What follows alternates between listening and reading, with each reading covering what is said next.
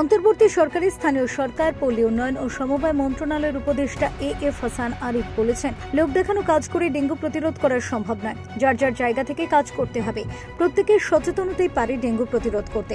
মঙ্গলবার 24শে সেপ্টেম্বর সকালে রাজধানীর আরমানিটোলা এলাকার আহমেদ বাওয়ানি স্কুল অ্যান্ড কলেজে ডেঙ্গু রোগ প্রতিরোধের সমন্বিত মশক নিয়ন্ত্রণ কার্যক্রম পরিদর্শনে গিয়ে তিনি সাংবাদিকদের একথা বলেন। হাসান আরিফ বলেন, ডেঙ্গুর প্রকোপ বাড়ছে, যা খুবই উদ্বেগজনক। ডেঙ্গু পরিস্থিতি নিয়ন্ত্রণে মন্ত্রণালয়ের 12টি টিম গঠন করা হয়েছে। তিনি আরো বলেন, মন্ত্রী আসছে বলে দেখানোর কিছু নেই, নতুন ঝাড়ু নিয়ে দেখানোর কিছু নেই, কাজ করে যেতে হবে।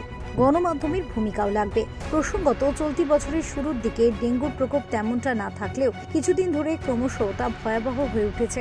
গত অগাস্টের চেয়ে চলতি সেপ্টেম্বরে ডেঙ্গুতে মৃত্যু এবং আক্রান্ত রোগীর সংখ্যা বেড়েছে দ্বিগুণ।